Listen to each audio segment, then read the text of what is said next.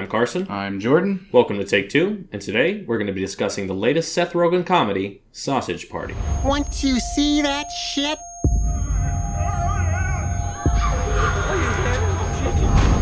It'll fuck you up for life. Good luck. Have fun. I feel like this is going to be a short review because there's not a lot to say. If you like Seth Rogen, movies, you're probably going to like this one. Yeah, this was probably about the most faithful transition of a Seth Rogen comedy to an animated film that I think you could possibly have had.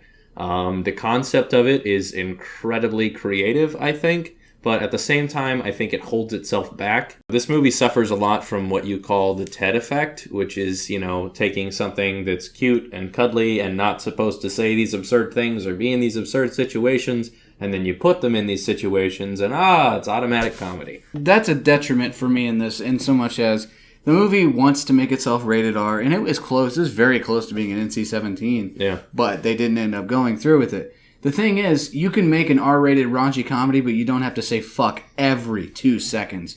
It was annoying to me and kind of childish, but at the same time, what else did I come to expect of Seth Rogen? Here's the deal. I like the movie. I will never watch it again, though. It's kind of lazy sometimes when you do that, but they do something interesting here where this movie is fueled by very, very obvious cultural commentary about religion and race and a bunch of other things. I also want to point something else here. If you're a Tumblr user, don't watch this movie. Yeah. You will have a spasm. You'll have a stroke because every potential stereotype in the world is covered here, even if only for a few seconds. They nail it. Yeah, it's wildly offensive. Yeah. So, if you're easily offended, don't see this movie. I'm sure there will be posts. I'm sure. I can't wait to read how Seth Rogen is culturally appropriating peanuts and fruits. Yeah. Shut the fuck up.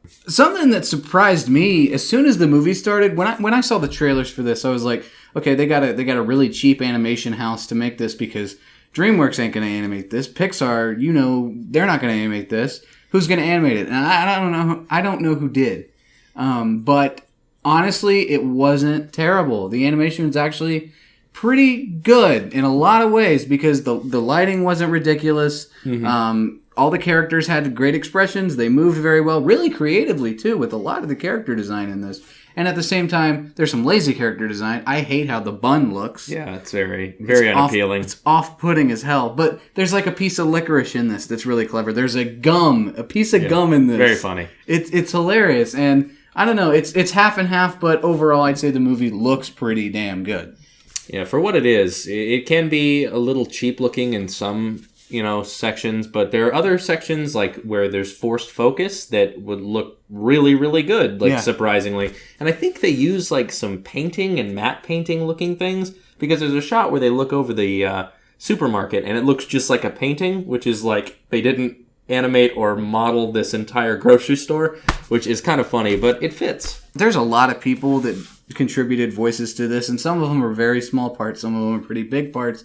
But I want to give points mostly to Michael Cera's character. Yeah, he was great. Yeah. I think Michael Cera is a great voice actor anyway, and I'm super excited to see him in Batman because he just has this voice that fits this particular type of character. Right. And he plays that in this movie too. Yeah. And I think it fits that character really, really well. Mm-hmm. If you know what you're getting into already, I'm pretty sure you're going to like it. Yeah, you'll have a good time. If you think you're going to like it, you probably will. If you think you wouldn't like it, you probably won't. It's very face value, this movie, but then again, so is pretty much everything else that this team's behind. This Is the End is the same way. Mm-hmm. Anything else they've done, pretty much the same. And not that that's necessarily a bad thing, it's just if this is your taste, I think this is something else that you'll enjoy. So like I said, this is a pretty short one, and again, this is face value. If you think you're gonna like it, go see it. I'm gonna give it a 6. I was gonna give it a 7. I laughed a lot more than I thought I would in this movie. Right. So if you like this review, it was very short, but I don't know. What else can you say about this? Let us know. Like, comment, subscribe if you do so choose. We're slowly growing. I say this in every video. I don't need to spiel it again. We will see you next time. Bye.